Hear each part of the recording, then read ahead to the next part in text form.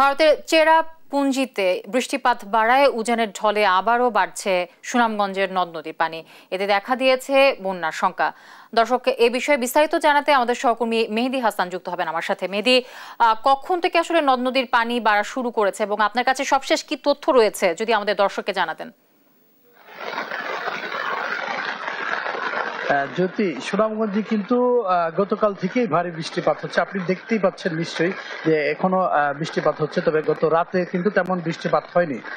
এবং আমাদেরকে পানি উন্নয়ন বোর্ড সুনামগঞ্জের নির্বাহী প্রকৌশলী মামুন হাওলাদার আমাদেরকে জানিয়েছেন ভারতের চেরাপুঞ্জিতে গত 48 ঘন্টায় 400 মিলিমিটার বৃষ্টিপাত রেকর্ড করা হয়েছে, যা আসলে এবং আমরা সিলেটের আবহাওয়া অধিদপ্তর জানিয়েছে সুনামগঞ্জে তথা সিলেটের আর আগামী যে 72 ঘন্টা, সে 72 ঘন্টা ভারী বৃষ্টিপাতের যে পূর্বাভাস আছে।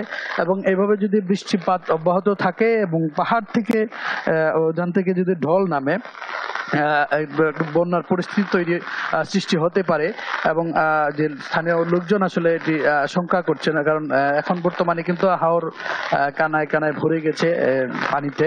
এবং আপনি দেখতে পাচ্ছেন এখন আমি এই মুহূর্তে আছি সুরমা নদীর পাড়ে। সুরমা নদীর পানি কিন্তু গত 24 ঘন্টায় 30 সেন্টিমিটার বৃদ্ধি পেয়েছে, অর্থাৎ এখন পর্যন্ত এটি সুরমা নদীর পানি বিপদসীমার 70 সেন্টিমিটার নিচ দিয়ে প্রবাহিত হচ্ছে। এটি কিন্তু সুনামগঞ্জের প্রধান নদী এবং আরো যে কয়টি নদী আছে সুনামগঞ্জের জাদুকাটা, রক্তি, বৌলাই সহ বেশ কয়েকটি নদীতে কিন্তু পানি বৃদ্ধি পেয়েছে। এবং আপনি জানেন যেহেতু সুনামগঞ্জ একটি সীমান্তবর্তী এলাকা, সীমান্তের যে চড়াগুলো আছে সেই চড়াগুলো থেকে কিন্তু ভারতের যে মেঘালয় রাজ্যের যে চেরাপুঞ্জি, সেখানে বৃষ্টিপাত হওয়ার কারণে কিন্তু সেই চড়া দিয়ে কিন্তু পানি নেমে হাওরে আসে, নদীতে আসে। বিশেষ করে জাদুকাটা এবং চলতি নদীতে কিন্তু ভারতের যে পানিটা, সেই পানিটা এই নদীগুলো দিয়ে আসে, জাদুকাটা এবং চলতি নদী দিয়ে, সেই নদী দিয়ে এসে সুরমা নদীতে পড়ে এবং এই সুরমা নদী দিয়ে কিন্তু প্রবাহিত হয়। এবং এই ভারতের পানির কারণেই কিন্তু সুনামগঞ্জে বন্যার পরিস্থিতির সৃষ্টি হওয়ার একটি সম্ভাবনা থাকে। তো যদি এই ছিল আমার কাছে সুনামগঞ্জ থেকে পাহাড়ডুল্লির সর্বশেষ তথ্য।